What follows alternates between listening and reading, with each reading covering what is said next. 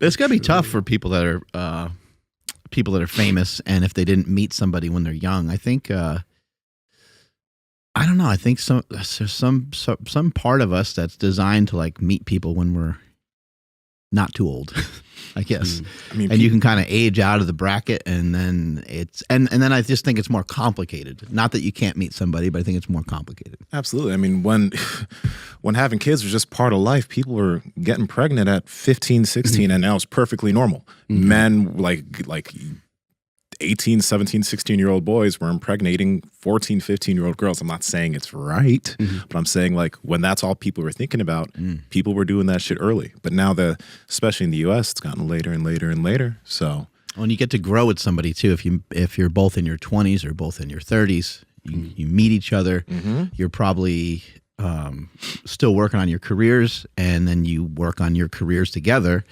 And it's like understood. Like when we met, I was a police officer, and when we met, I was going to be I want to be a psychiatrist or whatever, And you grow together, and you are like, okay, well, you're in school. Okay, well, you're in training, and you learn these things about each other. But as you get older, and you maybe already have a career, maybe even already have a kid or two with you, that kind of brings a whole nother complexity to the whole issue. So it just gets to be more and more complicated as you get to be older on how to find a mate to finish out the rest of your life with. Exactly, especially if that's something that you're looking for, that's something that you want.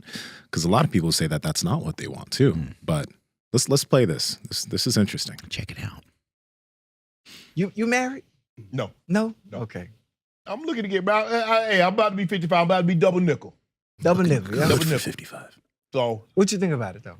I want to get. Wait. Let's pretend these cameras ain't here. Yeah. This me and you, Bob Sharpe. I've been talking like they ain't here anyway. What your views on marriage? What do you think? I would have loved to have gotten married earlier in my career, but my career was the most important thing. So I was no good. I was a terrible father. I probably was a terrible brother, a terrible son.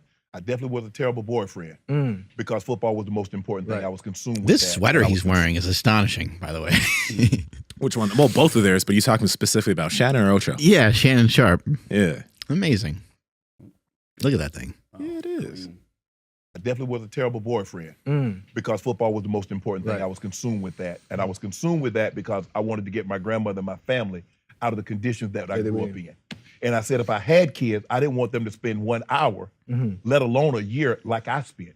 So I focused on that. That was the only thing that mattered. Right. And I had a lot of women say they could be okay with being with number 2 to football. But when it came right down to it and they see how devout I was in it, they couldn't be. Right. And I said, okay. But now I started to realize as I've gotten older in my life, everything that I've accumulated doesn't mean anything if I don't have anybody to share it with. And it took me spending time alone to realize that, yes, Shannon, you're great at what you do. You're in the Hall of Fame. You accomplished a lot. But at the end of the day, who do you share it with? This is an interesting thing he's saying here because there are certain guys on the red pill side of the internet, and the message that they have to women is if you don't, focus on trying to get with a certain type of man, you're going to end up old and alone, right? That's their big thing. You're going to end up old and alone with your cats and your dogs and no man with you by your side. But I don't think guys ever think about that on their side where it's like, no, it's not that you need to concentrate on women. You should be concentrating on becoming high value, whatever that looks like for you, your career, your personal development. But there's also a side where if you don't find somebody also, you might also end up older and alone. I mean, their rebuttal to that would be like, well, as I become older and make more money, I could still get a young, attractive woman. But there's some things to that I think. But what do you think about that? Yeah, I think Shannon Sharpe is in a tough spot because he is Shannon Sharpe. He's somebody that a lot of people know of. He's very famous. He's very wealthy, and even if somebody was to not know who he was, let's say he met someone from another country or something, or he met someone who just is unaware of his football career, which is possible. Not everybody loves football. I didn't even know the Super Bowl was on Sunday until I literally didn't know. And then I saw so I'm unaware, dude. That's amazing. But yeah, some people, they're just not huge fans of it. But even if he was to meet someone that wasn't aware of his career, they're obviously going to be aware of the wealth and stuff that he has. And I don't know. Like, is that okay? Like, is that okay for him to, because of who he is and because of the way he looks and because of his build and because of some of these like external things that aren't necessarily things that are like within, and they're not necessarily things that are, that you're like learning about someone. They're things that you can physically see. You can physically see he's got a nice car, he's got a nice watch, he's got a nice body. He looks great. He doesn't look like he's 55. Nope. All these things he's got going for him. He's tall. So he could probably get himself a woman that's, 30 years old that probably looks amazing. Yeah. Or 25. So from his side, like he would maybe potentially be filling in a gap of having someone by his side that's beautiful, that he gets along with, but maybe neither one of them is in it because they really like love each other. And I think those are the possibilities of when you're older, of relationships that people end up in. And I think it's very common amongst people that are widowed. Somebody dies, unfortunately. People have divorce. Sometimes their first marriage, they'll even still be married to somebody. And they'll say, my first marriage was my like true love, but it just didn't work out. And you're like, that sounds crazy, because now you're with somebody else that you love. Why are you using this simpish L word, love? What is this? No, I'm just saying, like, people really underestimate the importance of love. Power Project fam, this episode is brought to you by Vivo Barefoot Shoes. We've been wearing these shoes for almost a year now. They're flexible. They have a wide toe box. They allow your feet to get connected to the ground, and they will make your feet stronger, and they don't look like shit like a lot of these other barefoot shoes. Andrew, how can they get them? For the best barefoot shoes on the planet, and they also look really, really good, head over to vivobarefoot.com/powerproject. At checkout, enter promo code PowerProject20 to save 20% off. Again, vivobarefoot.com/powerproject, promo code PowerProject20 to save 20% off. Links to them down in the description, as well as the podcast show notes. Let's go ahead and get back to this podcast. And I appreciate that you're talking about that and mentioning how important that may be, because when I see younger guys talk about the idea of love and relationships on the internet, it's always like, fuck, what the fuck does this love shit have to do with anything? It's like, I wonder if some people haven't necessarily met somebody that they actually love that much, and it's just something that doesn't seem to matter that much to them. I guess part of what I'm trying to share is that Shannon Sharpe, or people like him that end up in similar situations, meeting people when they're older, they may have to settle for someone that they love, and maybe they are not both mutually totally in love with each other the way that you might be when you meet someone when you're 25.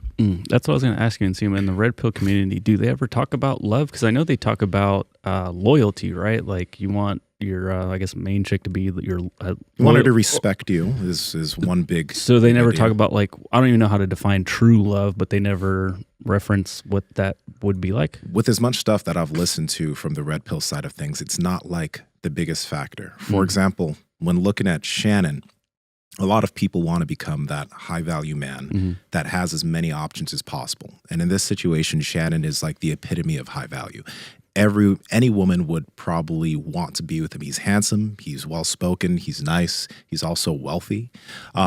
So he's in that place that people would aspire to be in. But there's a complicated issue that you mentioned, Mark. Like, how do you know that the person that wants to be with you is there because of you and not there because of just everything else? You know what I mean? And yeah, the love aspect of things is just something that just tends to be undermined. In many of these situations, when the women who are talking to some of these red pill dudes bring up love, it's a non-factor. It's something that's really not a big deal. Because, like, again, we just put out a video where we were talking to Mark Lobliner about this, reacting to a little bit of Andrew Tate information. But some of the goals of these guys is to get to a point where, let's say you do have a woman that you're with, and she is loyal and respects you and loves you, but because you're such a high value man, you should be able to go out and just have sex with women that you don't really care about because it's just a physical act, and come back to that person that you love, right? So it's they don't really care about that, really.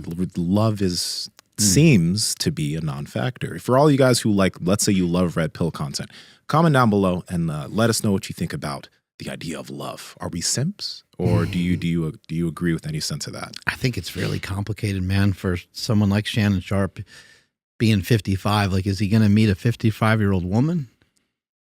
Like, that's probably going to, maybe, you know, but is there like a counterpart to him and how like incredible he is via like the way he takes care of his body and stuff? Would there be someone that would be 55 that he'd be interested in enough? Maybe he could kind of figure that out, but I don't think so, due to like, I don't know him at all, but due to the fact that like it's a status thing, right? Like, he's not going to drive around in just like a regular Ford F-150 truck, right? Like, he's not. Is he going to be with the 55-year-old woman that, you know, lives next door? I don't think he could. Yeah, I don't think. No. Again, maybe there'd be a great connection with somebody like that, but he's going to bring that girl and show Chad Ochocinco, like, I found, you know what I mean? I found the love of my life.